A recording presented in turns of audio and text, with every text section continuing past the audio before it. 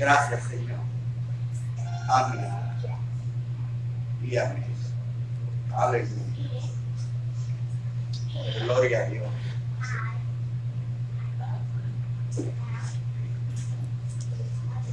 Aleluya. Gloria a Dios.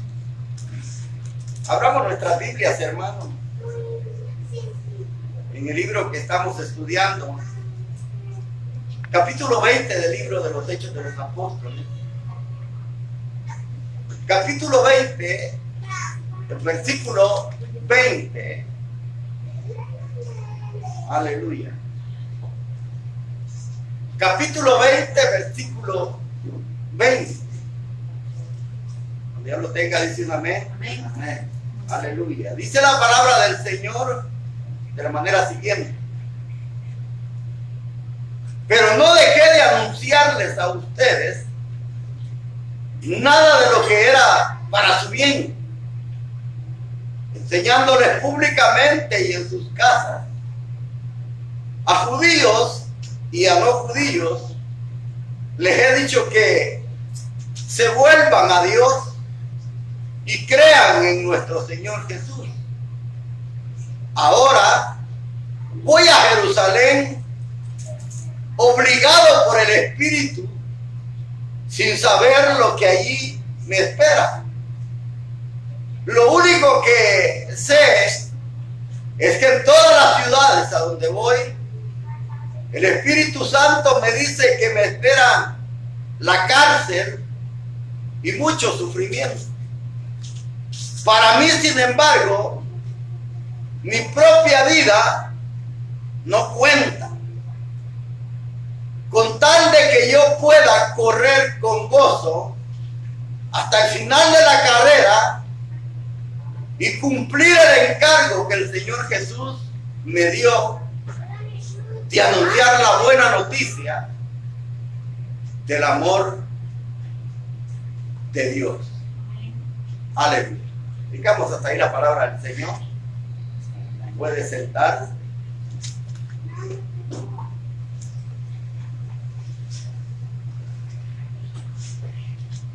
En el estudio anterior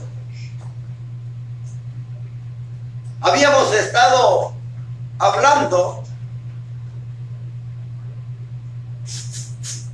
sobre cómo Pablo, hermanos, había mandado a llamar a los ancianos de Éfeso. Es decir, que Pablo quería aconsejarles, y una de las cosas, hermanos, que pudimos ver en los versículos del 17 al 19, en donde Pablo les había hablado, pero les había puesto su vida como un ejemplo de la manera en cómo uno debe servir al Señor. Y precisamente, hermanos, cuando Pablo habla sobre su vida, él les dice cómo se había comportado. Es decir, su manera de caminar en el Evangelio, su manera de llevar su vida en el caminar cristiano. Es decir que,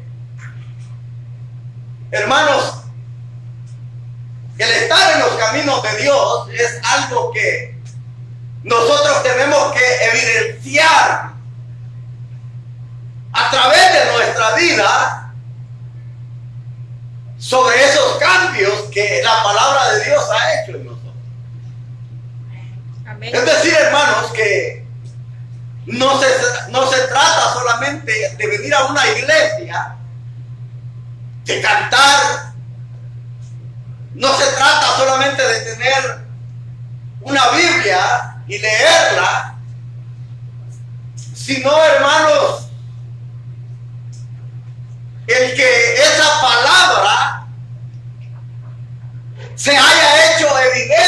nuestras vidas, dando cambios que se puedan ver. Ahora, por eso Pablo les pone de ejemplo su misma vida, de cómo él se había comportado, de cómo él ha vivido el evangelio. Y precisamente, hermanos,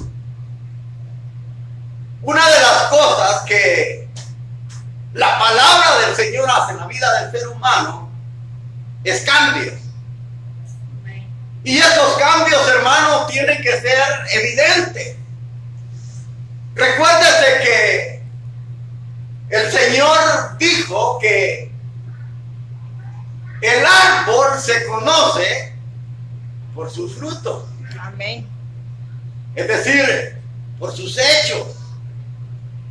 Él dijo que no se pueden recoger uvas de los espinos.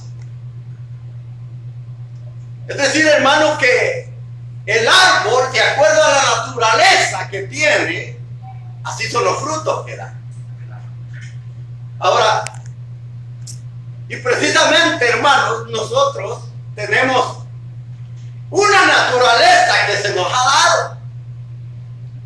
Dios ha compartido esa naturaleza con nosotros, y al compartir esa naturaleza con nosotros, precisamente se debe de ver, tiene que ser palpable o tangible los cambios de las personas que dicen ser cristianas. Por eso es que Pablo les pone el ejemplo y les dice: ustedes saben cómo yo me he comportado desde que entré a Asia, desde el día en que yo entré a Asia hasta el día de ahora. Y cómo he servido al Señor, con humildad, con muchas lágrimas, teniendo problemas de los de adentro y de los de afuera. Ahora, Pablo le pone el ejemplo de su vida, pero en el versículo 20 que nos corresponde estudiar precisamente este día, Pablo les dice algo. Dice Pablo: no dejé de anunciarles a ustedes nada de lo que fuera para su bien. Oye bien lo que el apóstol Pablo les está diciendo. Él no dejó de anunciarles todas aquellas cosas que eran buenas para la vida. Amén. Ahora, no solo se las enseñó, sino que a través de la vida Pablo les demostró cómo se vive el evangelio. Amén. Bendito Dios. Cómo se debe practicarlo. Es decir, Pablo les enseñó todo aquello, hermano, que a su vida personal había ayudado para que a la vez ellos pudieran tener una vida ejemplar también. Ahora, pero para llevarles todo esto, hermano, Pablo tuvo que cruzar por diferentes situaciones en las cuales, si el apóstol Pablo hubiera sido una persona, hermano, que quizás al ver los peligros a los cuales él se enfrentaba, Pablo no hubiera tenido la osadía que tenía, quizás no hubiera llegado a muchos lugares. Ahora, y le voy a poner un ejemplo que es lo que Pablo precisamente le quiere decir. Usted sabe, hermano, que hay lugares en nuestros países. En nuestros países hay lugares, hermano, donde precisamente no hay escuelas, no hay medicina, no hay todas aquellas necesidades básicas para la vida. Es decir, que hay lugares remotos, aislados, donde para poder llegar a esos lugares, hermano, es muy difícil. Yo he tenido la oportunidad de ver lugares, quizás, hermano, que muchas veces llaman la atención. Y le digo esto porque fíjese que México es un país grande, hermano, grandísimo. Y en México hay lugares, hermano, donde hay personas que viven apartadas y alejadas de las ciudades. Muchas veces ellos carecen de agua potable, no tienen subsidio médico. Para tener que comprar algo tienen que caminar kilómetros y kilómetros. Para que sus hijos puedan ir a una escuela a recibir educación, hermanos, tienen que caminar kilómetros. A veces tienen que arriesgar la vida de estos niños, pasar por situaciones tan difíciles, en donde prácticamente, hermanos, son lugares aislados. Y usted sabe que muchas veces, hermano, los gobiernos no se preocupan por estas comunidades. Es decir, no tienen la ayuda necesaria del gobierno. Pero aún así, hermanos, hay personas que se toman esto muy personal y a veces van a estos lugares, tratan de ayudarle a la gente en lo que ellos pueden, llevando medicina, llevando alimentos, llevando toda clase de cosas que ellos pudieran necesitar. Pero usted sabe, hermano, que muchas veces el tener que llegar a estos lugares se pasa por diferentes peligros. ¿Por qué? Porque los lugares son solos. A veces no se puede entrar en vehículo y ellos tienen que llevar las cosas en bestias. Ahora, usted sabe, hermano, que estos caminos muchas veces son peligrosos en el sentido de que pueden ser asaltados. Les pueden salir en el camino, les pueden robar, los pueden matar y quizás nadie se va a dar cuenta que esa persona murió por tratar de ayudarle a estas personas que viven aisladas de la sociedad. Es decir, estas personas se toman muy a pecho esto y ellos salen a ayudar a la gente. Ahora, eso es lo que precisamente el apóstol Pablo está diciendo. Pablo, hermano, recuérdese que en aquel tiempo no era como los tiempos que usted y yo estamos viviendo. Porque ahora hay caminos, hay transporte, hay toda clase de ayuda para poder llegar muchas veces a estos lugares. Ahora, Pablo tuvo que enfrentar, hermanos, situaciones de peligro. Ahora, peligros, hermanos, en las cuales precisamente estaba en riesgo de perder su vida. Usted sabe que el apóstol Pablo, muchas personas querían hacerle daño, querían quitarle la vida. Ahora, pero a pesar de todos esos riesgos, a pesar de todas esas dificultades, a Pablo no le importó. A Pablo no lo detuvo nada, hermanos.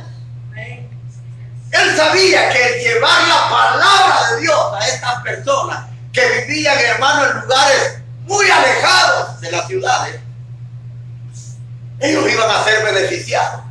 Porque la palabra de Dios, hermanos, trae grande bienestar a nuestra vida. Es decir, que la palabra de Dios, hermano, en la vida del hombre tiene grandes beneficios. Porque a través de los cambios que hace, hermano, el hombre se beneficia cuando la palabra de Dios llega a la vida del hombre. Y esto es lo que Pablo estaba haciendo. A pesar de todos esos peligros, Pablo dice, yo no dejé de anunciarles a ustedes nada de lo que fuera para su bien. Es decir, Pablo no les dio solamente algunas cosas, sino que les dio todo lo que era necesario. Todo. Para el bienestar de ellos. Es decir, está hablando precisamente que de todo lo que la palabra de Dios tiene para el bienestar del hombre, Pablo se los comunicó a ellos todo, sin dejar algo que él no pudiera comunicar. Por eso dice acá, mire, y dice, lo hice enseñándoles públicamente y en las casas a judíos y a no judíos.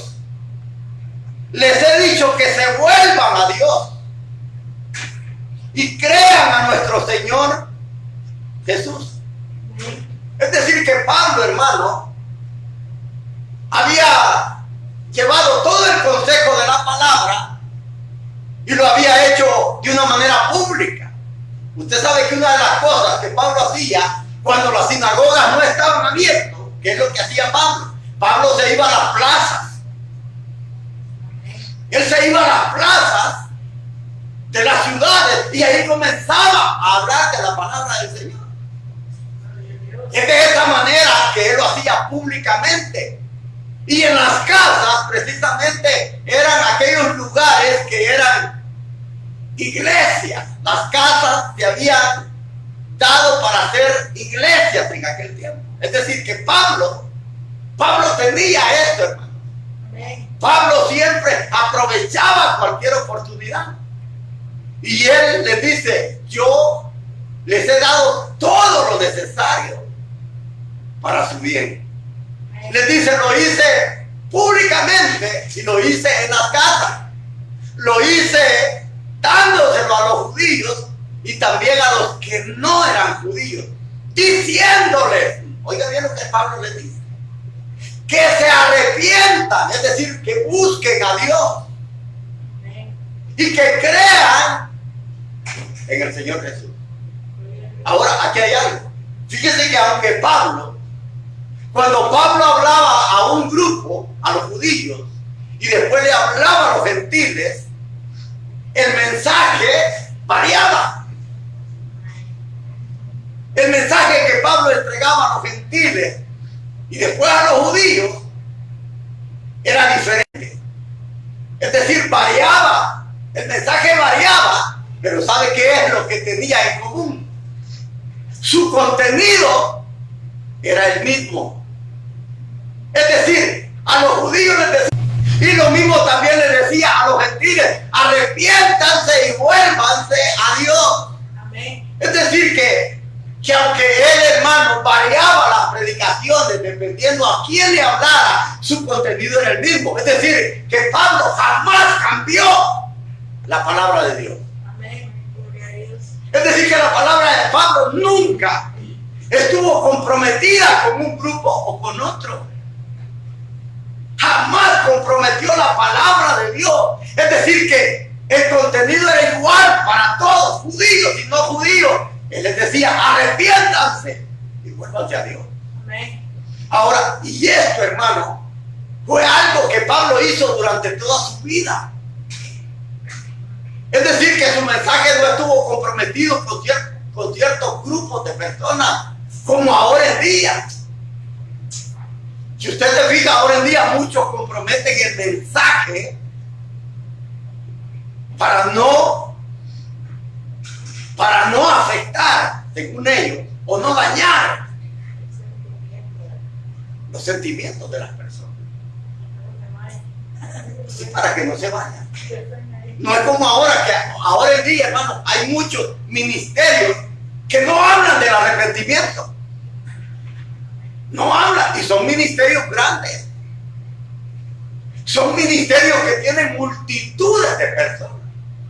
Mire, hermano, hay lugares donde precisamente la palabra de Dios se compromete, y cuando alguien va a predicar, a veces le dicen: mire, ¿sabe qué? Queremos que predique, pero no nos predique estas cosas, predíquenos de eso. Y es donde el evangelio se compromete. Ahora, ¿por qué? Porque muchas veces estas personas no quieren dañar los sentimientos de las personas, pero Pablo nunca hizo eso.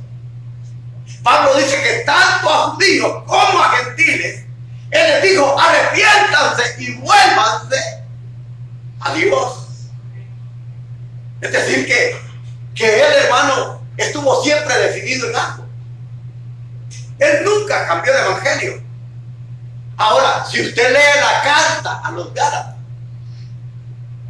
el apóstol Pablo les dice: estoy perplejo, les dice Pablo,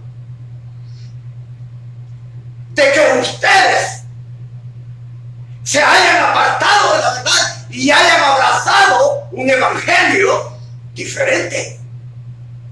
Es decir, Pablo estaba impresionado cómo aquellos Gálatas habían cambiado. Él estaba preocupado, hermano. Estaba sorprendido. ¿Por qué? Porque habían llegado otros a predicarles un evangelio más fácil. Un evangelio que no compromete la vida del hombre. Y eso era lo que Pablo no. Es decir, que Pablo, hermano, fue un hombre que jamás su mensaje cambió. Variaban las predicaciones, pero el contenido era el mismo, nunca cambió. Y esto hizo a Pablo un hombre, hermano, en el cual precisamente había algo que a él lo había comprometido, el tener esta fidelidad a la palabra del Señor. Por eso Pablo les está diciendo a los ancianos, es decir, lo que él les está diciendo, recuérdense que está reunido con los ancianos de Mileto, es decir, los obispos, los que estaban supervisando la iglesia, los que estaban encargados de las iglesias en las casas. Lo que Pablo les estaba diciendo, que él jamás comprometió su palabra o la palabra de Dios con nadie. Es decir, que lo que Pablo estaba tratando de transmitirle a estos ancianos de las iglesias era que ellos se mantuvieran fieles a la palabra del Señor. No importa si otros cambiaban, no importa si otros comprometían la palabra de Dios con cierto grupo, pero que ellos siempre se mantuvieran fieles a Dios. Amén. Y esto es lo que Dios espera. Esto es lo que Dios espera de nosotros. Que nosotros seamos fieles al Señor.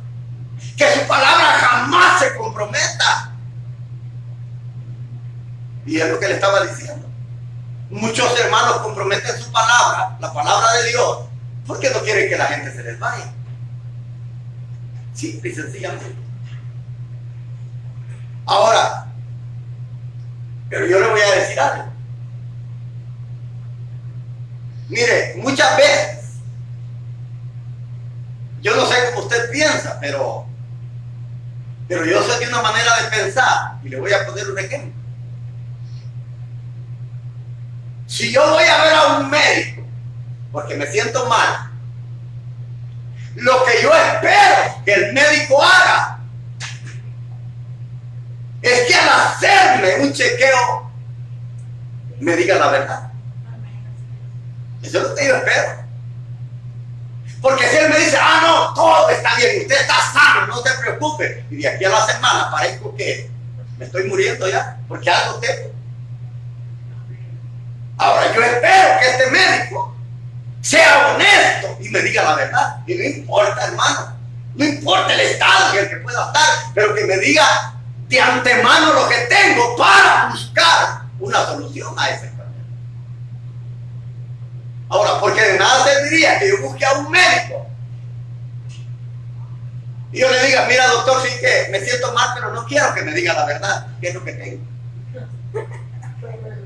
Entonces va a decir el médico, bueno, entonces no te preocupes, todo está bien. Ahora, eso es lo que uno espera. Ahora, la pregunta sería, hermano, y le pongo este ejemplo, porque precisamente le digo esto. ¿Qué desearía usted cuando va a una iglesia? Ahora, que le digan la verdad a través de la palabra de Dios. Amén. O que le mientan. La verdad. Porque yo le voy a decir algo. Fíjese que es mejor que sean honestos con uno y no que le estén mintiendo. ¿Sí?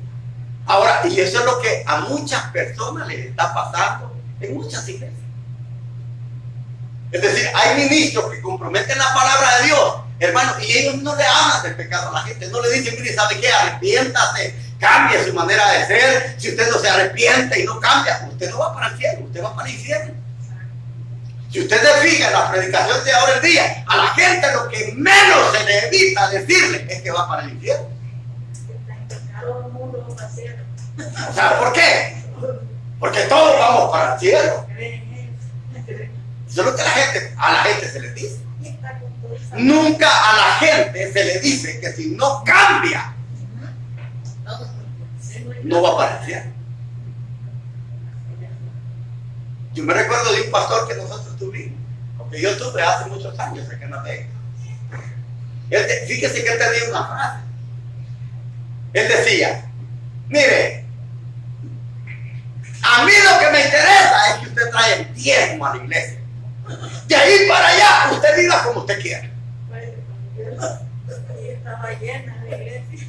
Hermano, si te hacía un montón de gente en la iglesia. O sea, porque cada quien tenía que vivir de acuerdo como él quería. Es decir, a él lo que le importaba era que la gente llevara el dinero a la iglesia. De ahí para allá, hermano, a él no le interesaba cómo viviera la gente. No le interesaba eso. Ahora, Pablo sabía precisamente que al comprometer la palabra de Dios estaba en peligro y en juego la vida humana. Amén. Fíjese que hay un predicador que se le conoce como el príncipe de los pastores, Carlos Spurgeon, un hombre de los que le digo que ese hombre ha sido uno de los que ha inspirado a muchos predicadores. Fíjese que él en uno de sus libros que se llama Discurso a mis seguidores o a mis discípulos, hay una parte en ese libro donde él dice de que cuando seamos llamados a rendir cuenta al Señor, vea cómo él se expresa. Dice que cuando el Señor nos llame a cuenta, a los pastores, a los ministros y a aquellas iglesias a las cuales se les ha confiado, dice que aquellos que no han sido honestos con la palabra de Dios, dice que cuando el Señor tenga que mandar y juzgar a estos ministros y los mande al infierno por no haber sido fieles, oiga lo que él dice, y que les diga, este no es tu lugar es el lago del fuego, porque tú no fuiste fiel a mi palabra, ni la enseñaste como yo esperé que lo hiciera. Dice que estas personas, no solamente los pastores, sino aquellas personas a las cuales a él se le había dado a que cuidaran, dice que ellos van a ir detrás también del pastor, pero dice que van a ir maldiciéndolo. Dice, fíjese cómo dice en su libro, dice que ellos va a ir, dice el pastor adelante, sus congregaciones atrás, van a ir diciéndole: maldito, por tu culpa venimos a este lugar. Y eso es una realidad. Ahora, cuando el pastor no tiene ese compromiso de ser fiel a la palabra del Señor, hermano, la vida de los que están en esa iglesia donde él está pastoreando, o sea, el peligro es que también ellos se pierdan. Si no recuerdas a lo que el apóstol Pablo le dice a Timoteo: ten cuidado de ti mismo. Oiga bien lo que le dice: ten cuidado de ti mismo y de la doctrina. Oiga bien, es decir, de lo que va a enseñar, que tenga cuidado de él y de lo que va a enseñar. ¿Por qué? Porque le dice: porque haciendo esto, si tú eres fiel, le dice, te salvarás a ti mismo y a los que te oyeren. Es decir, no solo el ministro, sino aquellos que han sido dados bajo la protección de esta persona, para que ellos puedan velar por el bienestar espiritual de esta persona. Eso es lo que este hombre dice. Ahora, que esas congregaciones van a ir atrás de sus pastores, culpándolo, que por culpa de él ellos van a ese lugar de tormento. Por eso es que el apóstol Pablo dice: yo dice, les he entregado todo, tanto a judíos como a no judíos. Yo les he dicho que se arrepientan y que vuelvan a Dios. Eso es lo que les dice. Y mire, versículo 22 dice: ahora voy a Jerusalén.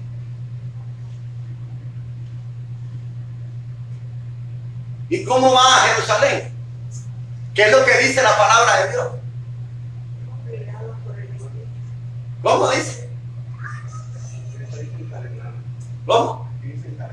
Ahí dice encadenado, ¿verdad? ¿Cómo dice en otro hermano que tenga otra versión? ¿Cómo dice? Fíjese bien lo que dijo el hermano. Dice que en esa versión dice encadenado.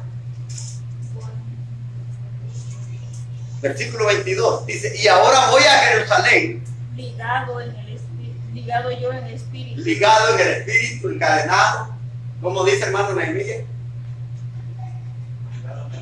Ligado en el espíritu. Fíjese que en esta versión dice obligado en el espíritu. En la que tiene el hermano Luis dice encadenado. En esta dice obligado. En otras palabras, pudiera decir cautivo o atado. Cautivo o atado. Aquí dice obligado al espíritu. Voy a Jerusalén. Ahora, cuando uno logra ver esto, uno pudiera decir como que el apóstol Pablo lo estaban haciendo obligado a que fuera a Jerusalén, o que lo llevaban a la fuerza encadenado. Eso pensaría uno. Porque él dice: voy a Jerusalén encadenado, obligado por el Espíritu. Es decir, usted sabe de que cuando uno lo obligan a hacer algo que no quiere, hermano, uno va a la fuerza. Pero precisamente esta palabra no significa o no quiere decir que Pablo iba a hacer la obra del Señor a la fuerza. Precisamente está hablando del poder de la influencia que el Espíritu de Dios tenía en su vida. Fíjese bien. Dice: voy obligado, es decir, aquella poderosa influencia del Espíritu Santo, hermano, lo llevaba a hacer aquella obra precisamente porque él sentía una obligación, hermano. Un compromiso. Exacto, un compromiso. Recuérdense que el apóstol Pablo dice, la comisión, dice Pablo, de llevar el evangelio se me ha dado. Si de buena manera lo hago, dice Pablo, voy a tener recompensa. Y si no, dice, de todas maneras, me dijeron que fuera. Entonces, por eso Pablo sentía un gran compromiso de llevar la palabra del Señor. Ese era el gran reto de Pablo. El compromiso que él sentía con Dios, hermano. De que su palabra fuera llevada a muchas personas. Ahora, yo le pregunto ahora, ¿sentimos nosotros ese compromiso con Dios? ¿Sentimos ese compromiso de tener que ser fieles a Dios? Amén. Amén. O sea, porque Él dice, yo voy a Jerusalén y me siento comprometido a ir a esos lugares a llevar la palabra de Dios. No importa lo que me pase ahí. Él sentía ese compromiso. Sentía esa responsabilidad. Sentía que el Señor había puesto una gran carga sobre sus hombros. Eso es como cuando el Señor le habla al profeta Ezequiel. Fíjese que el Señor le habla al profeta Ezequiel y él le dice de que la responsabilidad es de hablarle a todo el mundo. Y le dice, si tú le hablas al impío o al pecador y el pecador se arrepiente y cambia, le dice, yo no te voy a pedir cuenta de eso. Pero si tú no le hablas y él muere en el pecado, a ti te voy a pedir cuenta de esa vida. Eso es lo que le dice Dios al profeta. Ahora, ¿por qué? Porque él iba a pedir cuenta. Usted podrá decir, o podríamos decir, ¿y yo qué culpa tengo de que ande pecando? Pero nuestra responsabilidad es porque Dios nos ha dado un conocimiento, hermano. Amén. Dios nos ha entregado un conocimiento en el cual nosotros sabemos que si alguien muere en pecado, esa persona se condena. Se condena, se pierde. Y el Señor dice, yo no quiero que nadie se pierda. Yo no quiero la muerte del impío, sino que el impío cambie. Ahora, ¿para qué le sirve a Dios un hombre muerto? Para nada. ¿Por qué cree que Dios nos ha sacado de donde nos sacó? ¿Con qué propósito cree que Dios nos sacó del mundo? ¿Con qué propósito? Es para que nosotros, hermanos, ahora que tenemos este conocimiento y veamos cuán beneficioso ha sido el Evangelio en nuestra vida, nosotros le digamos a la gente, si supiera lo que tú te estás perdiendo. Porque yo le voy a decir algo. Cuando la palabra llegó a nosotros, hermano, a nuestra vida, hermanos, los beneficiados fuimos nosotros.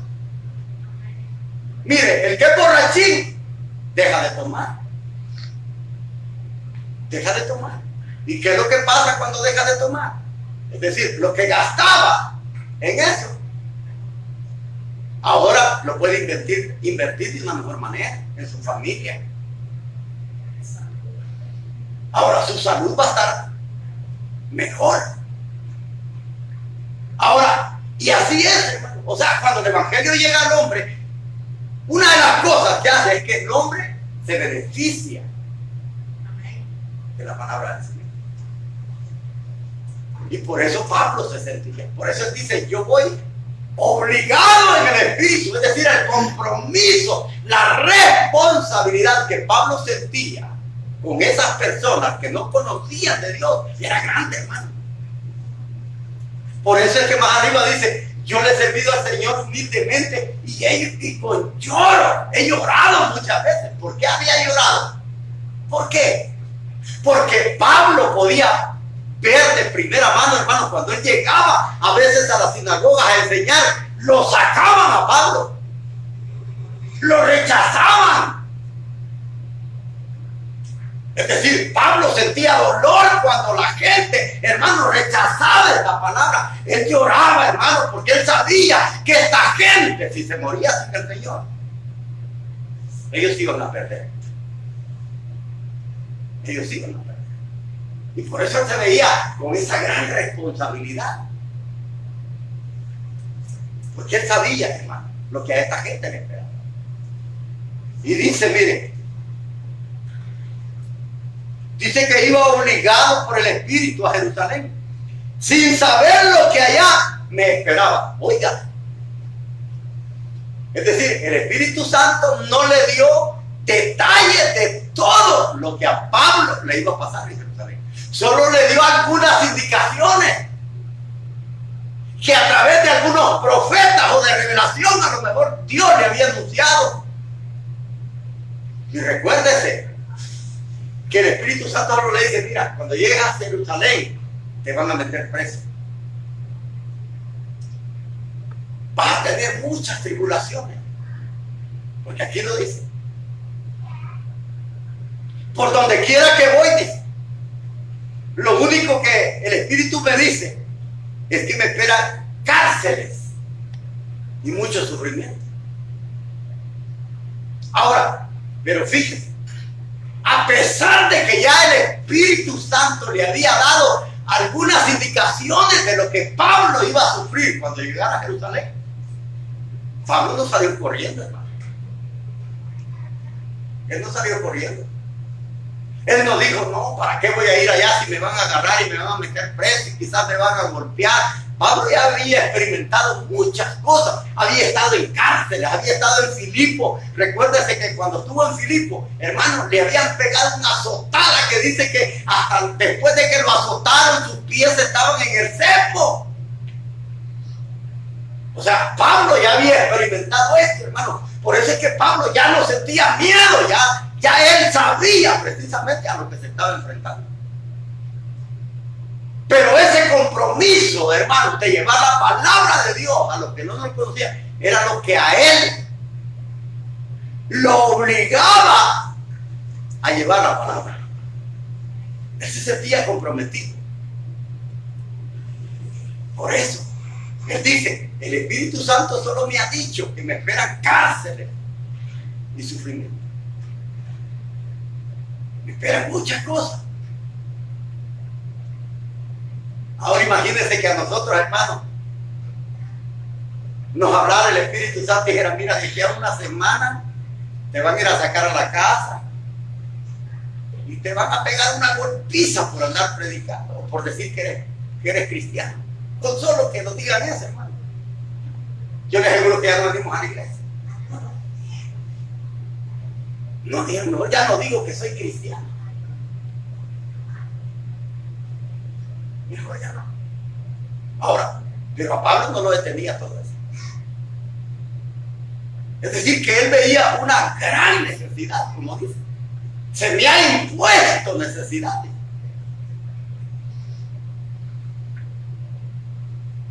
Y es lo bueno, que a nosotros no nos dice el Espíritu del Señor, mira, de aquí a una semana te va a pasar eso. Porque si eso ocurriera, hermano, si eso pasara, yo le aseguro que nos hacemos para atrás. Fíjese que los hermanos de antes, de estos tiempos y de tiempos posteriores, hermanos, eran hermanos tan comprometidos que a estos hermanos, incluso hermanos, solo por decir que eran cristianos, llegaban a sacarlos a las casas y los metían a las cárceles. A uno los llevaban a los coliseos y se los tiraban a las fieras para ser devorados. Y eso les causaba emoción a los romanos. Echar a los cristianos al coliseo para que los devoraran las fieras.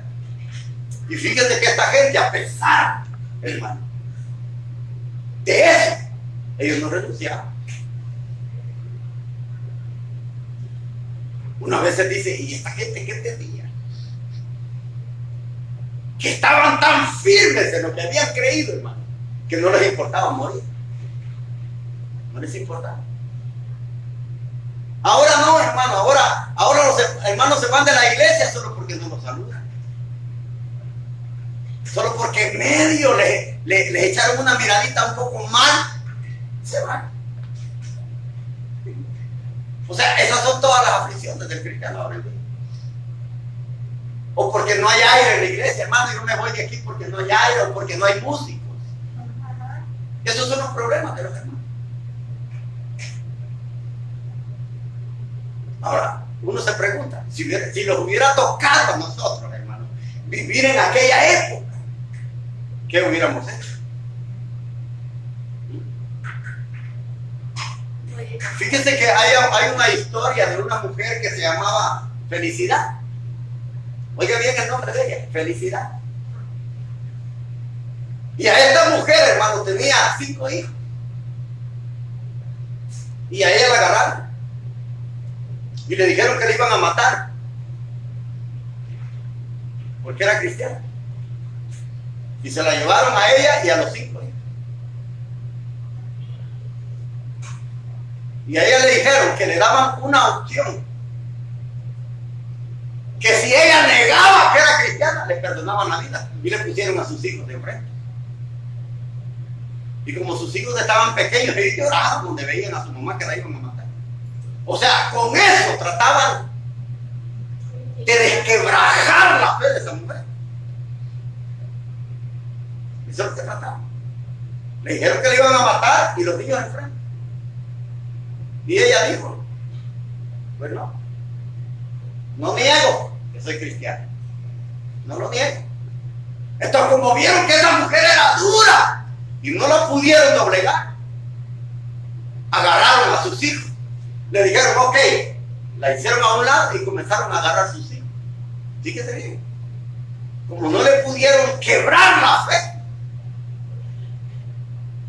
agarraron a sus hijos por el lado más débil.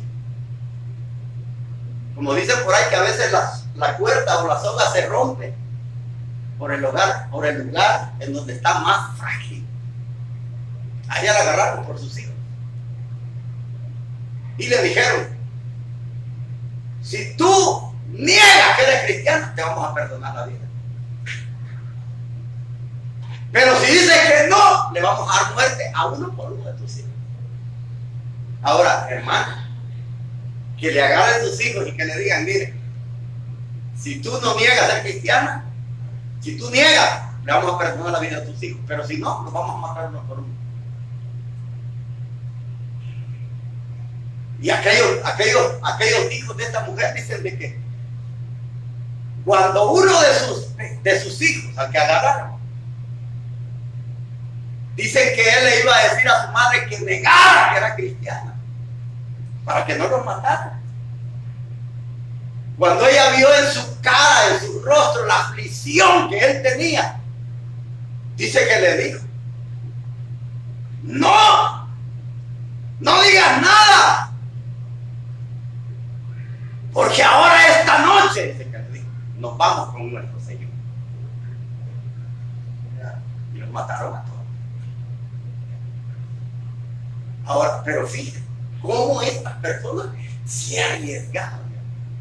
Estaban dispuestos a dar la vida. Y esto es lo que llama la atención.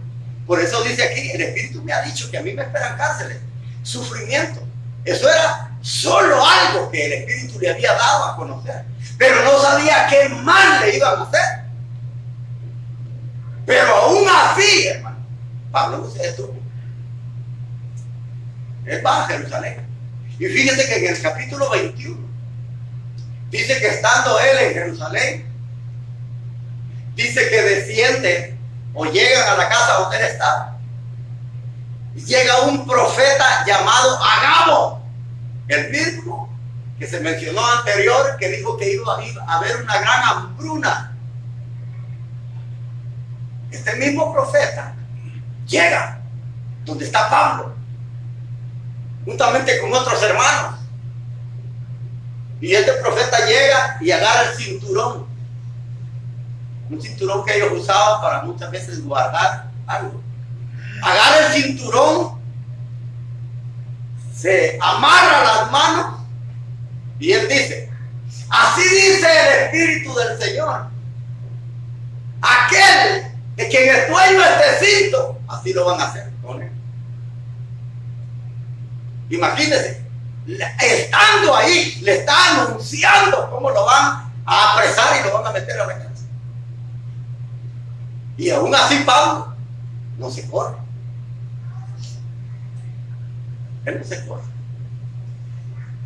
Ahora, y acá dice, versículo 24, dice, para mí, sin embargo, mi propia vida no cuenta.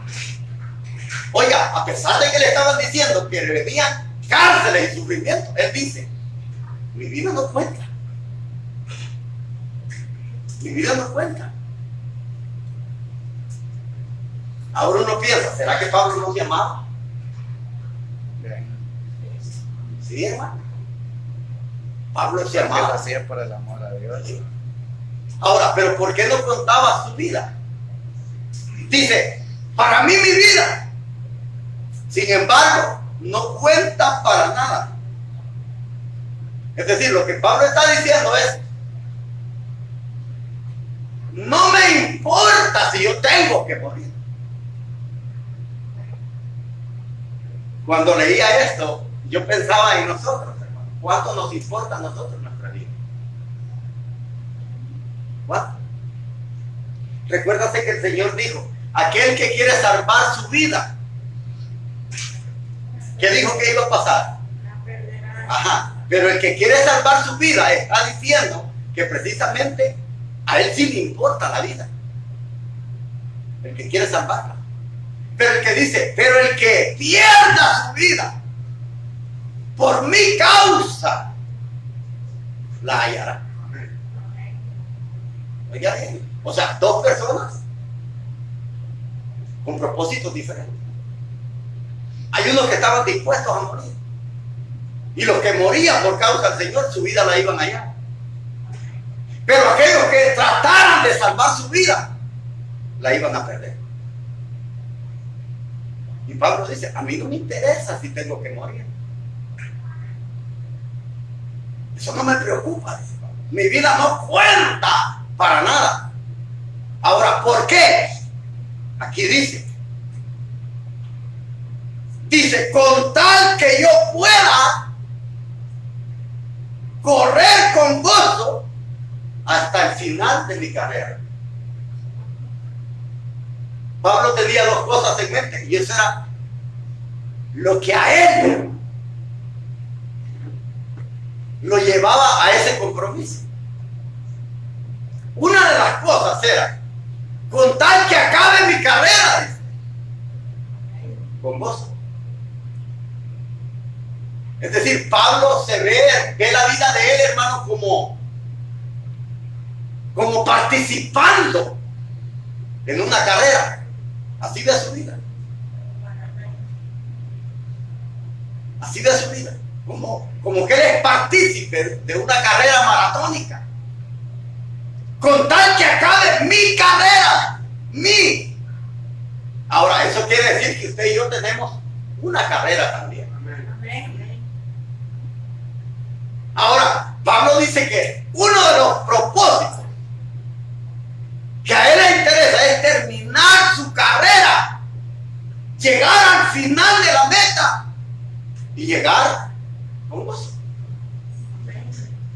llegar con alegría. Ahora, la pregunta sería, ¿cómo usted y yo vamos a llegar? Porque no todos, hermanos, no todos en el caminar cristiano van contentos.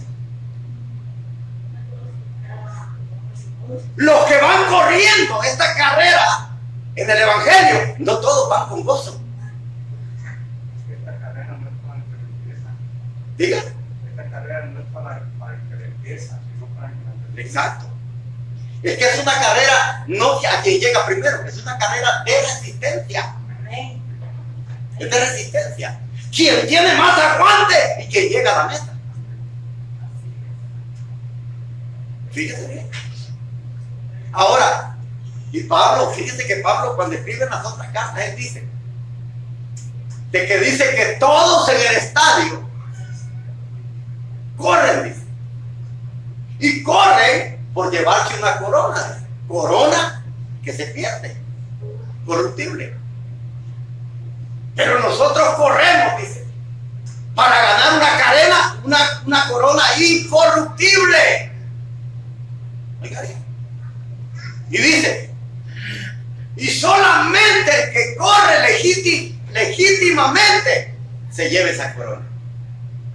Es decir, que en esta carrera que llevamos de la vida, hermano, usted no puede tomar una tapa, salir allá adelante. No puede hacer trampa. ¿O que va a hacer trampa? No.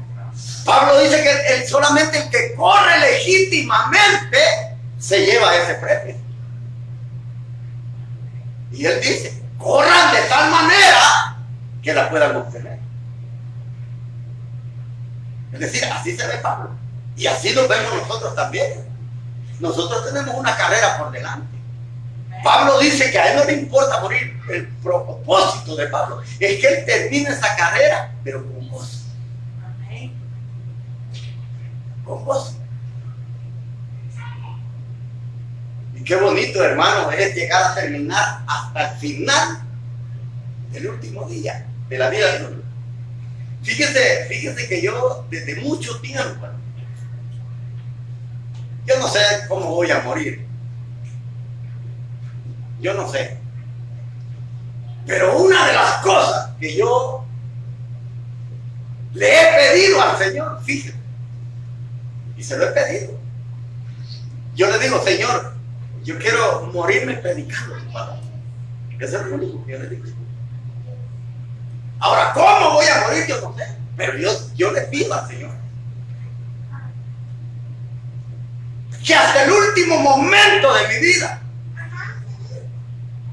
y si es posible después de terminar una predicación, y el Señor me quiere llevar, porque hasta ese día voy a llegar, pues bendito Dios, porque me voy contento predicando la última vez. Porque ese es un deseo que le he pedido al Señor y se lo vengo pidiendo desde ya mucho. Y usted va a decir, hermano José ya no quiere vivir. No, no es eso. Pero ¿sabe qué me llena de alegría? Porque yo he conocido de muchos hombres, hermano, hombres de Dios, que cuando han partido para la presencia del Señor, esa gente se ha ido feliz. Se han ido contentos. El pastor que tenía yo en Los Ángeles, él falleció después de que él preparó a un hermano para que se quedara en su lugar porque él iba a viajar, nomás que no sabía que iba para arriba.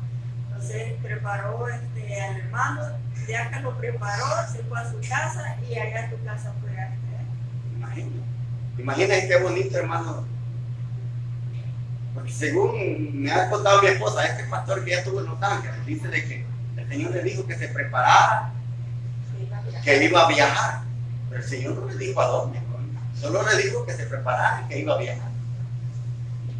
Y dice que él comenzó a preparar y que dijo, el Señor ya me quiere en otro lugar a predicar. Voy a preparar un pastor y lo voy a dejar aquí para irme a donde el Señor quiere. Y preparó al pastor que se iba a quedar en lugar de él para ver a dónde el Señor lo iba a llevar. Y dice que ya cuando lo preparó y lo dejó en el lugar, él muere en su casa y murió sentadito. El mismo domingo que le entregó el pastorado al Imagínense qué tremendo. Morir ese mismo día después que ya había preparado el otro pastor. O sea, es algo hermoso, hermano. Es algo hermoso. Eso es como cuando el Señor le dijo a Aarón, sube a la montaña allá arriba, a la punta del Pisga, y allá te mueres. Y Aarón, hermano, sube a la montaña, obedeciendo a Dios, y allá se murió. Imagínense que a nosotros nos digan, vete para aquel lado y ahí quiero que te mueras. Y comenzamos a llorar. No me quiero morir. Señor, yo no me quiero morir. Es mentira que te dije que quería morirme, es mentira. Pero a Aarón le dijo el Señor, sube a la montaña y allá te mueres. Y él, obedientemente, hermano, él se fue. Y allá murió. Igual con Moisés.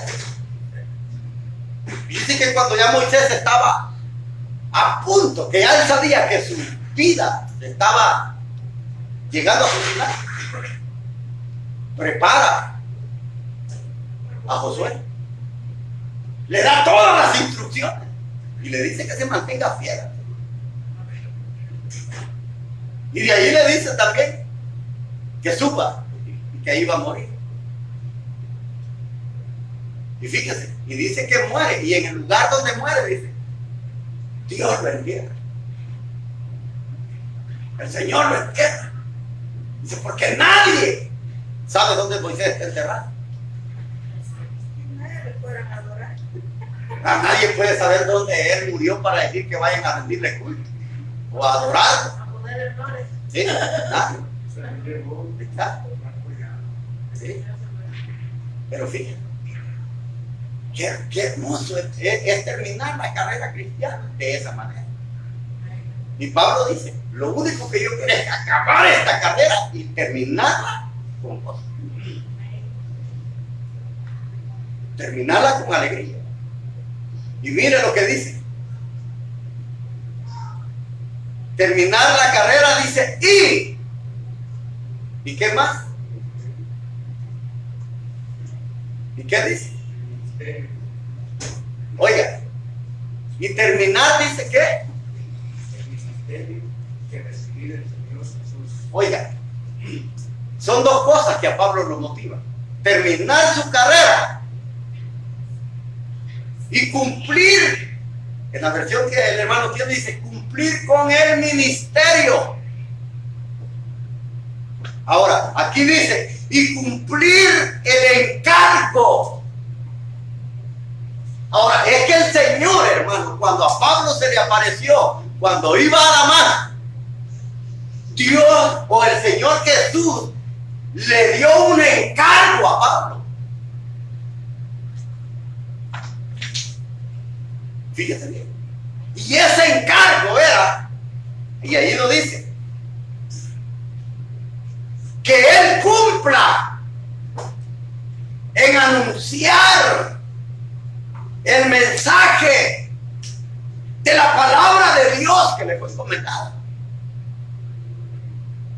Ese era el propósito. Oye, pero oiga cómo dice acá. En aquella dice el ministerio, es decir, el ministerio de apóstol que Dios le había dado. Que él cumpliera con ese compromiso, con un encargo. Usted sabe, hermano, que para esta versión lo tiene un poco más actualizado para que nosotros lo entendamos. Ahora, ¿qué pasa, hermano, cuando lo voy a llevar a algo bien simple y usted quizás va a decir que estoy exagerado, pero solo lo hago para que usted entienda a lo que yo quiero llevar. Imagínense que alguno de nosotros, hermano, no somos nadie, no somos bien conocidos, somos gente pobre, gente trabajadora. Pero imagínense que en uno de estos días, hermano, el presidente de Estados Unidos lo visita de manera especial. Y llega a su casa y le dice, mira, te voy a entregar este encargo. Por favor, cumple. Hermanos, y muchas veces la gente, a veces con un deportista famoso, están tomándose fotos. No digamos que venga un presidente y le pida a usted un encargo. Imagínense. ¿Cómo se sentiría? ¿O cómo nos sentiríamos? Que nos pida que hagamos algo por él. Ahora, eso fue lo que el Señor le dijo a Pablo. El Señor le entregó un encargo y le voy a poner un ejemplo con el cual voy a terminar. Fíjense que En la vida militar, hermanos, en estos tiempos casi no se ve eso, pero tiempos atrás sí se daba eso. Cuando se iba a la guerra, entre todos esos soldados que iban a la guerra, se escogía uno con un encargo y un propósito muy especial. A ese soldado raso, no era cabo, ni sargento, ni subsargento, ni oficial, ni capitán, ni mayor. No tenía nada. Era un soldado raso. A ese soldado se le entregaba la bandera. Fíjate bien lo que se le hacía. Era un encargo especial, hermano. Y el encargo de él era que cuando ellos iban a la guerra y ellos lograban vencer o lograban tomarse aquella posición que era muy importante, este soldado que iba con la bandera, hermano, el propósito era que cuando ellos llegaron a aquel lugar donde ellos se iban a tomar esa posición, alzar la bandera en alto. Y no importa, hermano, si era una montaña, este hombre, ese encargo especial era que a él no le importaba, hermano, si las balas le llovían. No importa si le pegaban en una pierna. Su deseo era llegar hasta la meta, hasta esa cima de esa montaña, donde estaba ese lugar que ellos querían tomar. Y al estar ahí, hermanos, él iba a izar la bandera en alto.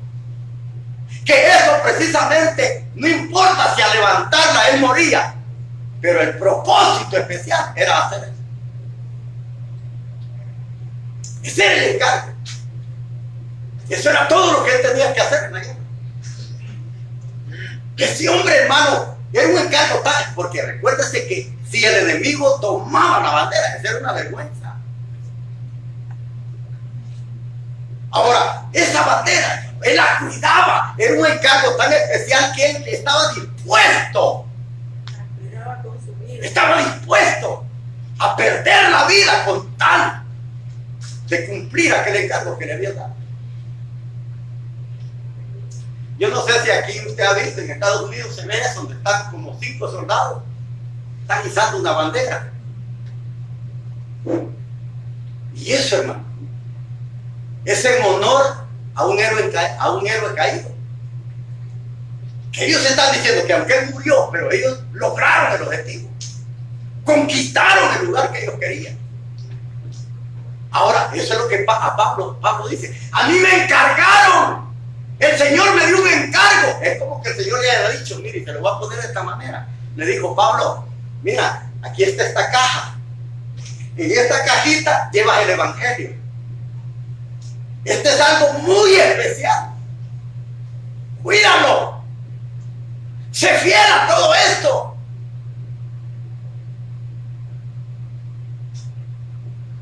Y Pablo, cuando lo recibió de manos que estaban horadadas por los clavos. Y quien se lo estaba haciendo no era un hombre. Era Cristo mismo quien estaba dando ese encargo del evangelio. Es decir, llévalo. Llévalo a cualquier lugar. Llévalo a donde sea. Pero este es un encargo especial. Entonces dice Pablo, este encargo es tan especial que yo estoy dispuesto a morir por él. Mire lo que Pablo pensaba de ese encargo. Ahora yo le digo una cosa a usted. ¿Estamos dispuestos nosotros, hermanos, a dar nuestra vida por esto? Por esta palabra. Con tal que acabe, dice Pablo, el ministerio que Dios me dio, el encargo de llevar el mensaje y no cambiarlo nunca. Mire, hermano, hay muchos que ahora en día el Señor les ha encargado la palabra. ¿Y saben qué es lo que han hecho? ¿Sabe qué han hecho con eso? No han sido fieles. Lo han cambiado. Lo han deteriorado. No han sido fieles al encargo que Dios les ha entregado. Por eso es que Pablo decía, a mí no me interesa, decía, si yo muero. Mi vida es de poca importancia con tal que yo acabe con estas dos cosas. Mi carrera con gozo y el encargo que Dios me dio. De llevar su palabra, no importa dónde la llevara y no importa si tocaba que morir, pero él estaba dispuesto a morir.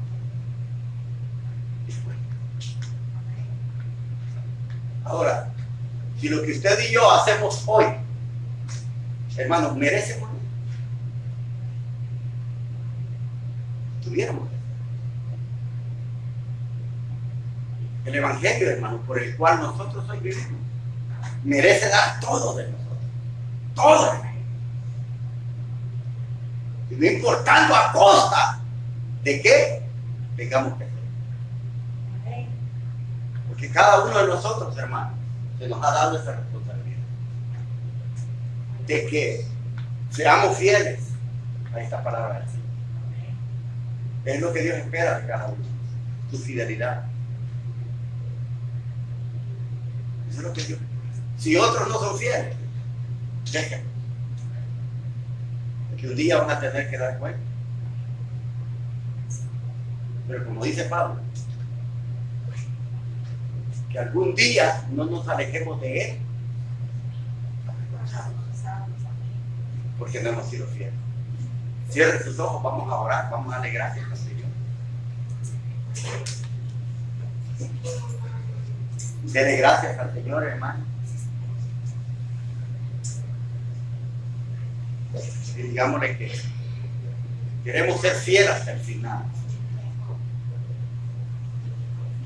Como dijo el Señor, buen siervo fiel, en lo poco me ha servido, sobre lo mucho te pondré. Padre, gracias te damos esta hermosa noche. Gracias por la oportunidad que nos da de poder, Padre, anunciar tu palabra. Gracias por habernos tomado en cuenta. Te pedimos que nos ayudes y que nos des la valentía para poder mantener, Señor, la verdad de tu palabra en alto, no importando si otros no la levantan, no importando lo que otros hagan. Queremos mantener esa fidelidad en tu palabra. Padre, gracias te damos en el nombre de Jesús. Te pido esta noche que bendigas a cada persona, a cada hermano, a cada amigo que va a escuchar, que va a ver este video. En el nombre de Jesús.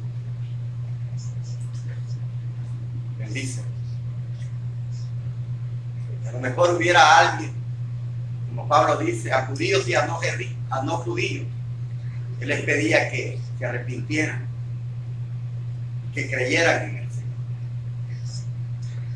Quizás a lo mejor donde usted está, amigo, solamente puede entrar al cielo de una forma, arrepintiéndose y creyéndose en el Señor. De lo contrario, no importa todo lo bueno que usted pueda tener, no importa que diga que usted no le hace daño a nadie, pero si usted no se arrepiente, usted no va al cielo. Hay un lugar de tormento en el cual está reservado para estas personas. Y de esa decisión que usted tome, depende a qué lugar usted puede ir. Por eso en esta noche, si usted, ahí donde se encuentra, quiere hacer una oración y decirle al Señor que lo perdone, que se arrepiente y que quiere cambiar, puede orar, puede hacerlo. El Señor está ahí, escuchando su oración.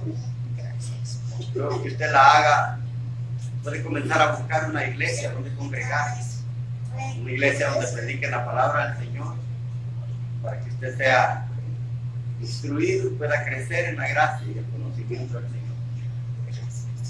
Padre, gracias te damos esta hermosa noche. Te doy gracias por la vida de cada hermano que está presente. Te pido, Señor, que nos dé la fortaleza y nos ayude a ser conscientes de que tenemos un compromiso no con el hombre, no conmigo, no con nadie, sino contigo. Y debemos ser fieles a ese compromiso. Debemos ser fieles, Señor. Por eso esta noche te damos gracias y hacemos ese compromiso, Padre, de mantener nuestra fidelidad en tu palabra. Señor, gracias. En el nombre de Jesús.